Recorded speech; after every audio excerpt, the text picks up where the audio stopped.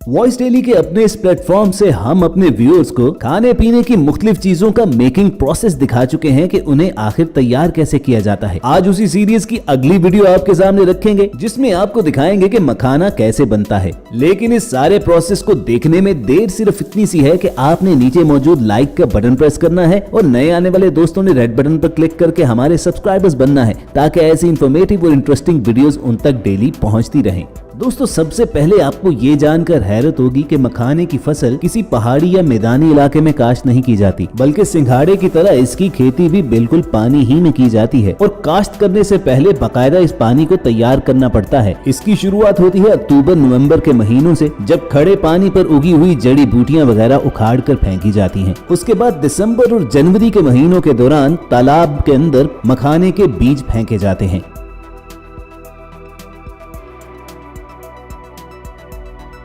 दिखने में ये मखाने के बीज बिल्कुल ब्लैक ऑलिव्स की तरह नजर आते हैं। तालाब के पानी के अंदर मखाने के बीज काश्त करने के तकरीबन 1 माह के अंदर अंदर खड़े पानी में इसके छोटे छोटे पत्ते नमूदार होना शुरू हो जाते हैं और मई का महीना आते आते पूरा तालाब इस गोल शक्ल के कांटेदार पत्तों और पौधों से भर जाता है। साथ ही साथ सतह पर इनके छोटे छोटे फूल आना शुरू हो जाते हैं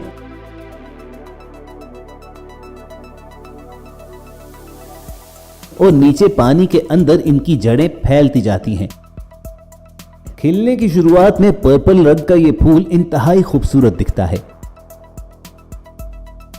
मई के इख्तिताम तक पानी की सतह पर मखाने के फल भी आना शुरू हो जाते हैं। इन कांटेदार नारियल जैसे दिखने वाले फलों के अंदर ही 100 के करीब बीज होते हैं और यही बीज आगे चलकर मखाने में तब्दील हो जाते हैं। अगले 60 दिनों में यानी जुलाई आते आते मखाने का फल पकना शुरू हो जाता है और ये पानी के अंदर ही फट जाता है, जिसके बाद ये तमाम बीज पानी की सतह पर तैरने लगते हैं।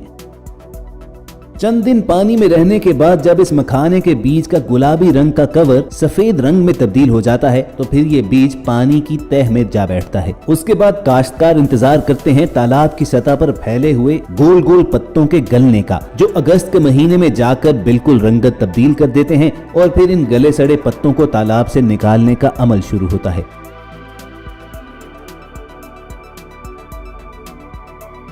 और फिर तालाब की तह में बैठे हुए बीजों को एक छल्ली नुमा टोकरी की मदद से काश्तकार इकट्ठा करना शुरू हो जाते हैं। उसके बाद बारी आती है इन बीजों के ऊपर उगे हुए गदले रंग के कवर को उतारने की। इस मकसद के लिए मशीन्स के जरिए भी और बाज काश्तकार अपने पैरों से इन्हें कुचल कर उतार डालते हैं और फिर इन तमाम बीजों को पानी से अच्छी तरह धोने के बाद बोरों में डालकर अगले प्रोसेस के लिए रवाना कर दिया जाता है। इस मखाना मेकिंग प्रोसेस की फाइनल स्टेजेस में सबसे पहले तमाम बीजों को धूप में सुखाया जाता है। फिर उसके बाद उन्हें छलनी के जरिए ग्रेडिंग करके मुख्तलिफ साइज की ढेरियों में तब्दील कर दिया जाता है। फिर बारी आती है इन तमाम बीजों के अंदर से मखाने निकालने की। इस मकसद के लिए इन बीजों की भुनाई शुरू होती है। भुनाई के दौरान जब कड़ाही से इन बीजों में बिल्कुल मकई के दानों की तरह फटफट की आवाज आना शुरू होती है तो फिर इन्हें कड़ाही से निकालकर एक लकड़ी के हैमर से कूटा जाता है, जिससे इन बीजों के ऊपर मौजूद कवर टूट जाता है और चटक कर अंदर से मखाना बाहर निकलता है। फिर इस रॉ मखाने की पॉलिशिंग और इसकी अच्छी तरह सफाई करने के लिए इन्हें मशीन्स के अंदर डाला जाता है और दूसरी जानिब से दूध के रंग का सफेद मखाना निकल आता है।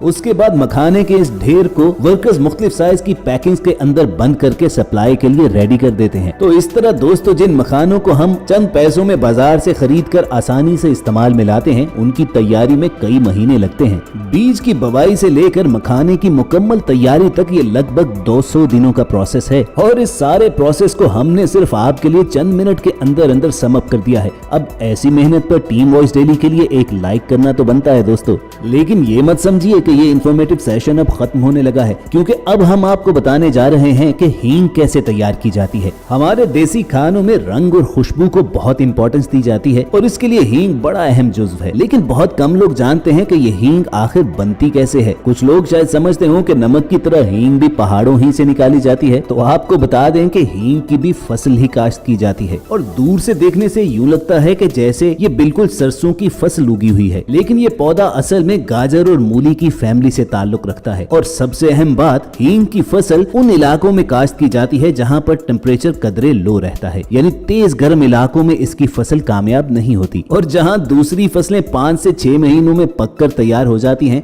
वहीं हींग के बीज बोने के तकरीबन 4 से 5 साल के बाद ही ये पौधे हींग देने के लायक होते हैं। और काश्त किए गए एक पौधे से तकरीबन आधा किलो हींग तैयार होता है। 4 से 5 साल का ये इंतजार ही तो है कि जिसकी वजह से हींग की कीमत आम फसल की निस्बत काफी ज्यादा होती है। प्योर हींग की तैयारी के लिए जो रॉ हींग इंपोर्ट किया जाता है, उसकी कीमत 40 से 50 हजार रुपए के करीब होती है। और दोस्तों, आपको एक और इंटरेस्टिंग बात बताते हैं कि हींग पौधे से फल या पत्तों के जरिए हासिल नहीं किया जाता, बल्कि ये मौजूद होता है अपने पौधे की जड़ों के अंदर। लेकिन ऐसा भी नहीं है कि गाजर या मूली की तरह पूरी जड़ ही बाहर निकाल ली जाए और हींग आपके सामने हाजिर है, बल्कि इस मकसद के लिए खास तरीके से जड़ के अंदर कट लगाया जाता है, जिसके बाद एक गूंद की तरह का चिपचिपा गाढ़ा मटेरियल बाहर निकलता है। यही तो हींग बनाने के लिए रॉ मटेरियल होता है, जिसे मुख्तलिफ बर्तनों में स्टोर करते जाते हैं।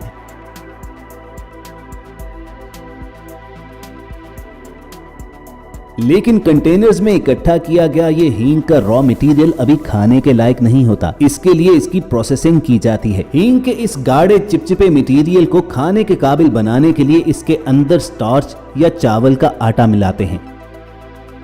फिर मशीन के अंदर हींग और इस स्टार्च वगैरह की अच्छी तरह मिक्सिंग की जाती है, तभी ये हींग खाने के काबिल बनता है। और खानों के अंदर चुटकी भर हींग मिलाने से इसकी खुशबू और इसका रंग अच्छी तरह खाने में आ जाता है। हींग के गूंद जैसे रॉ मटेरियल के अंदर चावल का आटा या स्टार्च वगैरह अच्छी तरह मिक्स करने के बाद इसे क्यूब्स की शक्ल में काट लिया जाता है और फिर उसे सुखाने के लिए धूप में रखते हैं। जब ये पेड़े अच्छी तरह सूख जाते हैं तो बिल्कुल हल्दी, नमक या मिर्च की तरह इसे बारीक पीस दिया जाता है। इस रिफाइंड हींग पाउडर को फिर छलनी के जरिए अच्छी तरह साफ किया जाता है और उसके बाद इसे मुख्तलिफ डिब्बियों में पैक करके मार्केट में सप्लाई करते हैं, जहां से ये हींग हमारे घर के किचन्स में पहुंचता है और हम इसे अपने खानों में इस्तेमाल करके उन्हें मजीद लाजवाब बनाते हैं। तो दोस्तों, ये था हींग तैयार करने का मुकम्मल प्रोसेस, जो हमें पूरी उम्मीद है कि आपको इंफॉर्मेटिव लगा होगा। कमेंट करके बताना जरूर कि आप अगली वीडियो में किस चीज का मेकिंग प्रोसेस देखना चाहते हो, क्योंकि अपने इस प्लेटफॉर्म के जरिए हमारी भरपूर कोशिश होती है कि आपको एंटरटेनमेंट के साथ साथ कुछ इन्फॉर्मेशन भी मिलती रहे। और यकीन मानिए कि हमारी पूरी टीम आपके भेजे गए तमाम कमेंट्स गौर से पढ़ती है और आपकी भेजी गई रिक्वेस्ट में से जिस जिस चीज पर फौरी तौर पर अमल किया जा सकता है, हम उन टॉपिक्स पर काम करना शुरू कर देते हैं। तो हमें लिखते रहिए और गाइड करते रहिए, क्योंकि आजकल शायद आप हमसे कुछ नाराज हो, तभी तो वीडियोस पर व्यूज कम आना शुरू हो गए हैं। बहरहाल, अपने तमाम दोस्तों को मनाने के लिए हम कोशिश करेंगे कि अब ज्यादा रेगुलर रहें और ज्यादा से ज्यादा इंटरेस्टिंग वीडियोस आप तक पहुंचाते रहें। और ये वीडियोस हासिल करने के लिए आप रेड बटन पर क्लिक करके हमारे सब्सक्राइबर जरूर बनिए। जल्द मिलने की उम्मीद के साथ आपको अलविदा कहेंगे।